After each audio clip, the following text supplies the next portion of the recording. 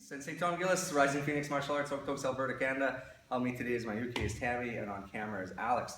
Today we're going to look at a tanto jutsu kata that comes from Koto Ryu. In my opinion, this kata is a super critical one, not necessarily because of the individual skills, but because it teaches fundamental koppo jutsu, fundamental reverse grip and forward grip knife work. And it teaches skeletal manipulation, which is koppo jutsu, critical to Koto Ryu and to Bujinkan as a whole. And it teaches different ways to train and to learn and to teach and to transition. So I'm going to do this kata today a little bit different than probably what most of you have seen before. This is an idea that was originally shown to me by the late Soke of the Yanagi Ryu, Soke Donage, and is continued by his successor, Soke Jeremy Brazil. And it's something that's been reinforced to me by a couple of Bujinkan Shihan, particularly Shihan J. Creasy out of Calgary. And I think that this is a great way to do any kata. This one is a big kata, so it's going to take about 4 minutes for us to get through. But even the small katas, this is a great way to do it because it curbs some bad habits. So the first bad habit that I'm really going to talk about is this idea of, you know, my uke comes in and does something and then that's it. The uke is just dead and there's no defense on her part, or there's no mindfulness on her part. She's not trying to protect herself. She's not trying to stop me. She just kind of stands there almost like a living, breathing punching bag and lets me do my torame. While that's not the reality of a fight, for any of you who have ever been in a fight, people don't just stand there and let you wail on them. And if they do, you got real lucky with your pick of opponent. People will fight back. So we need to get out of this mindset as ukes that we're just a tactical TED to stand there and get beaten on by the tori. We need to get more mindful when we're ukes in our practice. So training like that is really going to help her, and I'm going to show you what I mean right now. Tammy comes in for the attack, and that's it. That's step one. She's successful in the attack. What I've noticed over the years is that ukes start to do really funny things, like she goes to stab, and she kind of stops short. Because she knows that I'm going to intercept it and do something about it anyway. Or she goes to stab, and it's over here in outer space, or it's over here in outer space, or who knows where it is. But her attack isn't true. Because she knows in her mind it's going to get disrupted anyway. So it's hard when you're the uke, and when you know that as soon as you move, you're going to get the hell kicked out of you. It's really hard to stay focused and true to the attack. And I know I've even been guilty of it, and even recently, where in my mind I'm thinking, yeah, I'm true to the attack, I'm true to the attack.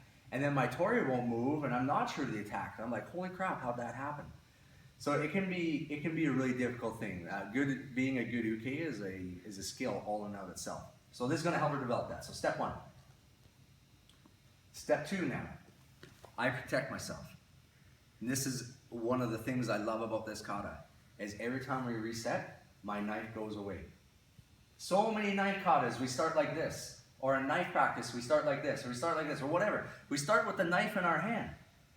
But how many people practice getting the knife into their hand? I've been in a couple of real fights. I've been in one where I deployed a knife. It was not easy to get that knife in my hand in the middle of the fight. Well, I love this kata because it's got that built in. It's got the iaijitsu part built in. So step one. Step two. Knife goes away. Step three. Now I finally get a chance to finish and be fatal. Step four now, she protects herself with a hook punch right there. And look at that. She's actually hitting me for real. She could have hit me a little bit harder, but that's okay. It's Sunday morning here. Getting rid of the bad habits is the uke. Letting her protect herself. Letting her put together combinations, potentially life-saving combinations if she ever needs them. Step five. Now I protect myself when we stop. Stopping like this gives both of us an opportunity to check our skill and to see if we're doing things right. I've got control of her wrist. I'm pointing the knife away from me. I've got her balanced a little bit. I don't know if you guys can see her wiggling on her toes. I've successfully intercepted that. She would have hit me if I didn't. We know that because she just punched me out on the last step.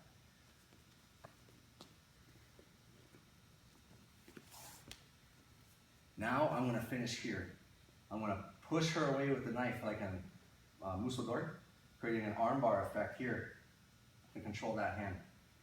Then I cut and I pull. That disruption is to give me a time frame to do that, so she can't come in and cut. Now I'm still in knife range here. So again, we stop and we check. Can she reach me with the knife? Yeah, she can. So now I'm going to explore movement and pressures and distancing. Okay, can she reach me with the knife? No, now she can't. We'll turn a little bit to face the camera. So pausing like this and checking, measuring, try to reach me with the knife. Okay. If I was with a different uke, maybe it would look different. Maybe I'd have to add in another hand. But stopping and measuring to make sure that we got it right, as opposed to just ripping through the kata and on to the next skill. Every time we start back to this. Now she protects herself. I give her a chance to stop and check. Was her cut true? Was she on target? Go ahead and pull the cut back. There, I gave her a chance to finish. So she starts to learn proper retention in the knife.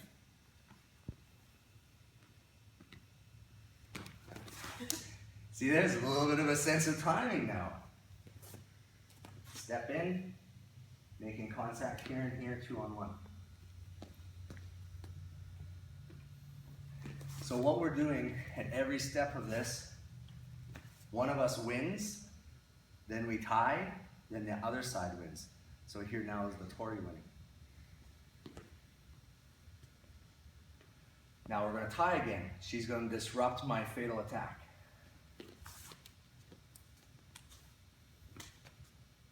Oh, this teaches me a little something about positioning and posture. Maybe this isn't the greatest place to stand if the person can just reach out with their left hand and hit me. So what am I going to do to solve that? As soon as I make contact, I get out of there because now I've learned it's a dangerous place.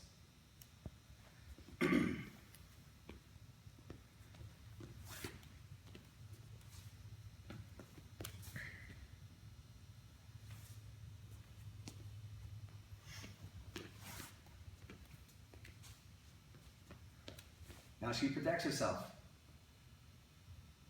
I gotta learn, I've got a problem here. What am I gonna do to solve it?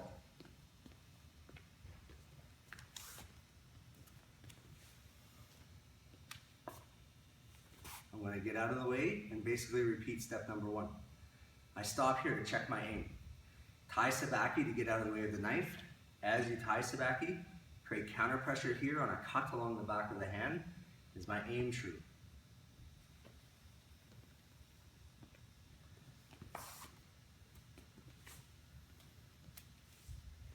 That was a tie, now this is my finish. Am I pulling that past me? Am I getting inside her negative space? And do I have a fatal finish here?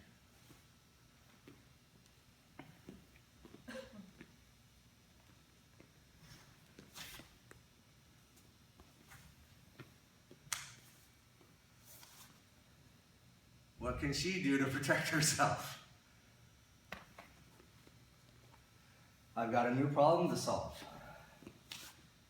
My positioning isn't that great if she can hit me with that punch. So what can I do about it?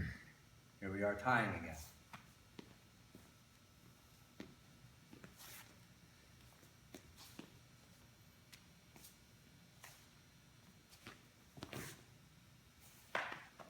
There I am winning again.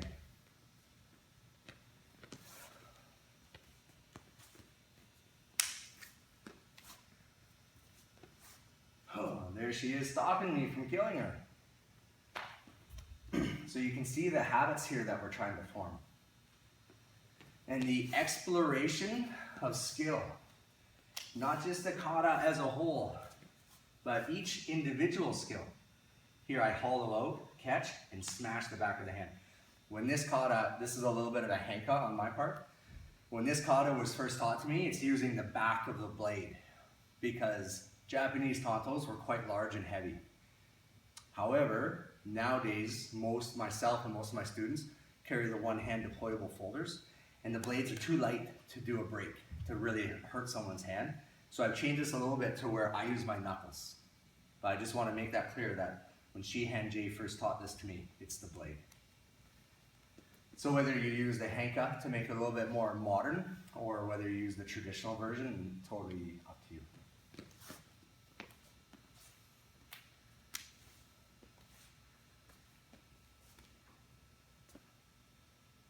There she is. Even though I'm here, she's going to disrupt right there. So you can see the use for those of you who are watching and you do Filipino martial arts or maybe other Indonesian martial arts. Look at the use of the live hand here on her part. You can see my live hand is all over the place grabbing things. That's pretty normal in Filipino and Indonesian martial arts. But look at how she gets her live hand going in this now.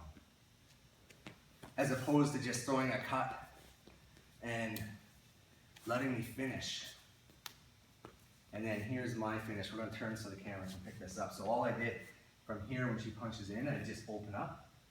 The knife comes down her arm, behind the pipe, and I hook. And then I pull back to Bobi no Kamae. Bobi no Kamae is often thought of as this loaded position, almost like something you see in karate. But Bobi no Kamae really teaches you how to pull with your elbow and more importantly actually pulling with your legs. So imagine I'm here and it's this sort of thing, taking them for a ride. So that's how we practice the kata. Not all the time, but that's how I prefer to practice the kata. And I would recommend that you do that with all of your katas, regardless of what they are. All of your katas, all of your drills, do this and step and stop in those moments. Stop at each critical junction of the kata or the drill or the play, whatever you're doing. This is what it's supposed to look like now, or sorry, this is what it looks like with flow, and this is how most people practice it.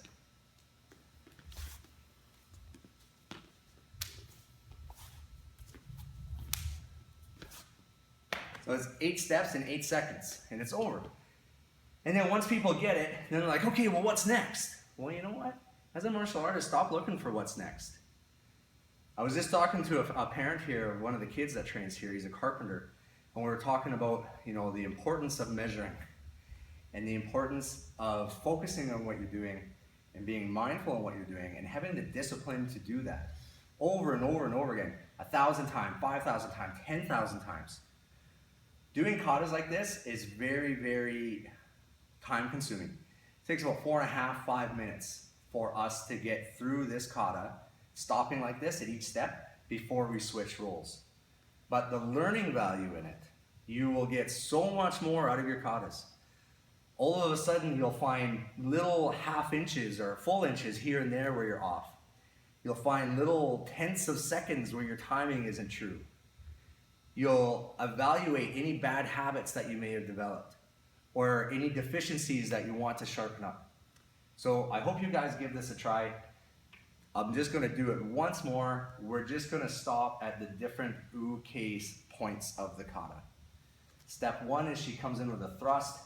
I turn and cut her bicep. She throws a hook punch. I intercept that, pull it down here for the armbar.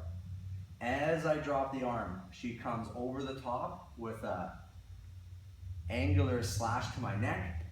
I do a 2-on-1 block and I lean back as she throws a straight punch for my jaw. I capture and cut. Because I'm holding this up, she steps forwards and comes in with the thrust. I turn and slice the back of the knuckles. Here I'm lined up for a stab. She throws a straight punch. I do a 1-2 hand interception. Before I can get to this cut, she steps with her right foot, comes in with a low thrust again. I hollow out straight back, catch and break. She comes in with a punch. I step to the inside, deflect with a kopoken, and finish by hooking out the pipe. That's what the whole thing looks like, steps 1 to 8. Hope that was enough information to help you guys, to get you started maybe on something new, or maybe just giving you a tool to go back and reevaluate what you're doing in your own martial arts, in your own dojos, in your own katas. Give it a try. It's a lot of fun to train like this. I've seen some Koto Ryu guys do this with live katanas, and at speed, they're stopping a ½ inch away from killing each other. It is absolutely amazing what will happen to your skill set if you put in the time, focus, and discipline to train like this. Thanks for joining us.